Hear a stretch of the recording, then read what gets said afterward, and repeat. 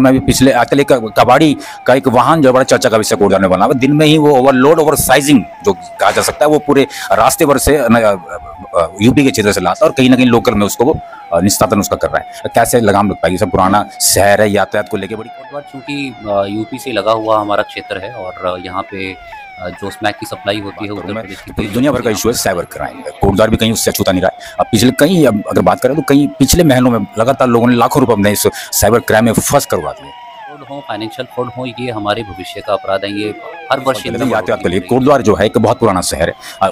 लोग तो बड़े हैं, यहाँ पे जनसंख्या बढ़ी है, लेकिन सड़कें नहीं बन पाई हैं। सड़कें उन्हीं पुरानी सड़कों में लोग दौड़ रहे हैं। के साथ फ्रॉड होता है तो आप हेल्पलाइन नंबर पे ज़रूर उसकी सूचना दें। मैं आपके माध्यम से भी जनता से ये अनुरोध करूंगा कि अगर आपके पास कभी भी कोई साइबर की, इस समय मेरे पास ये जानकारी नहीं है, परंतु आई एम श्योर कि यहाँ पे ओवरलोडिंग की बात है, तो अगर ओवरलोडिंग की समस्या है तो उसको हम जरूर। नमस्कार दोस्तों, सुदर्शन चक्र लाइव पे एक बार फिर से आप लोगों का बहुत बहुत स्वागत है। और जिस तरह से हम बात करते हैं शहरों की, उत्तराखंड के शहरों की बात करूं तो कोटद्वार कहीं ना कहीं उस श्रेणी में आता है कि बड़ा शहर है, पुराना शहर है। और मेरे संग इस समय सीधे जुड़ चुके हैं जिस समय पौड़ी जनपद के एसएसपी हैं, पुलिस अधीक्षक हैं। मैं बात कर लेता हूं श्री लोकेश्वर सिंह जी। सर पहले तो बहुत बहुत स्वागत है सुदर्शन चक्र लाइव पर। सर क्या कहेंगे, कोटद्वार आना हुआ पहली बार? जी thank you very much. Pauri आज मैं ऑफिशियली फर्स्ट टाइम आया हूँ और पौड़ी में आज मैं मीडिया के साथ भी रूबरू हुआ और साथ ही साथ जो हमारी पुलिस की टीम्स हैं जो हमारा यहाँ पे काम कर रहे हैं, जितने अधिकारी कर्मचारी हैं, उनके साथ मीटिंग दी जा रही है।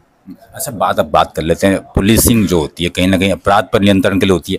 अब सबसे बड़ा, मैं आपकी मीटिंग में देख रहा था, स्मैक को लेकर बात चल रही थी, किस तरह से इसमें रोकथाम लग पाएगी। लगातार मैं बात करूं, एडिशनल मैम की बात करूं तो अब पिछले कुछ महीनों में धरपकड़ बहुत हुई है स्मैक को लेके, चरस गांजा को लेके। अच्छा, अभियान भी चलाया गया, जागरूकता अभियान भी चले। आप अभी नए यहाँ पे आए, किस तरह से आगे प्लानिंग? देखिए, कोटद्वार चूँकि यूपी से लगा हुआ हमारा क्षेत्र है और यहाँ पे जो स्मैक की सप्लाई होती है उत्तर प्रदेश की कई जगहों से यहाँ पे सप्लाई होती है और काफ़ी मात्रा में यहाँ पे जो मैं देख रहा हूँ और केसेस भी रजिस्टर हुए हैं, उसको हम लोग थोड़ा और इंटेंसिफाई करेंगे। हम लोगों ने अपनी जो कोर टीम्स हैं हमारी जो कि धरपकड़ करती हैं, उनको हम लोगों ने सुदृढ़ किया है, थोड़ी उनको स्ट्रेंथन किया है, वो भी बढ़ाएंगे।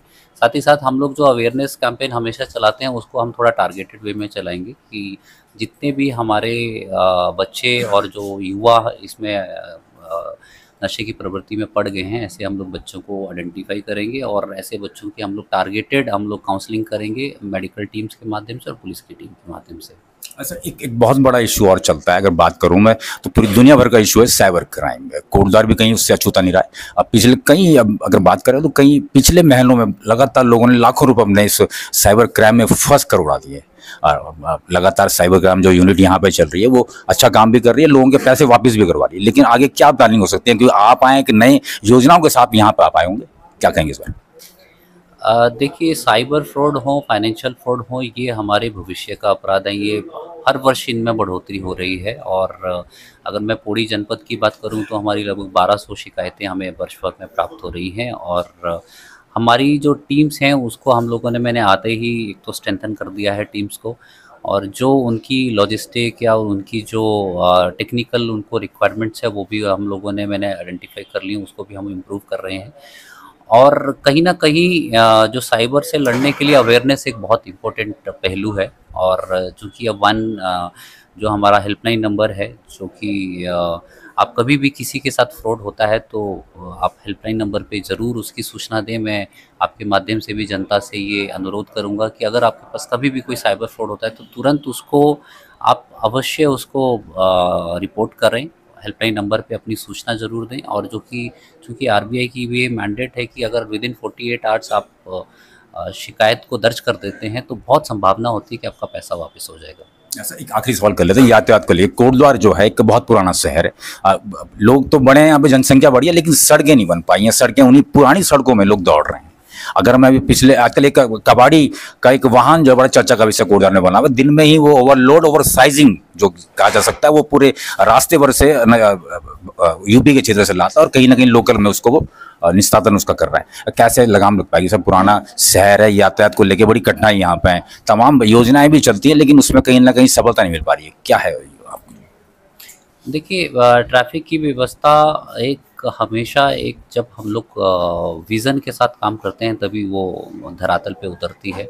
अगर कितना ट्रैफिक इनफ्लो आउटफ्लो है उसी के आधार पे सड़कें बनती हैं। और अगर चूँकि इस समय मेरे पास ये जानकारी नहीं है, परंतु आई एम श्योर कि यहाँ पे भी कोई बाईपासेस की या फिर उसकी प्रपोज़ल गए होंगे, उसको भी हम लोग ज़िला प्रशासन के साथ टेकअप कर सकते हैं। जहाँ तक ओवरलोडिंग की बात है, तो अगर ओवरलोडिंग की समस्या है तो उसको हम ज़रूर उसको चेक करेंगे और उसको जो है कार्रवाई भी करेंगे उस पर। धन्यवाद सर। दोस्तों, हम बात कर रहे थे इस समय जो आईपीएस अधिकारी हैं 2014 के, जुझारू हैं, कर्मठ है, ईमानदार हैं, कहीं ना कहीं नाम है उनका पूरे उत्तराखंड में। श्री लोकेश्वर सिंह की मैं बात कर रहा था। बस आप बने रहें सुदर्शन चक्र लाइव के साथ। बहुत बहुत धन्यवाद।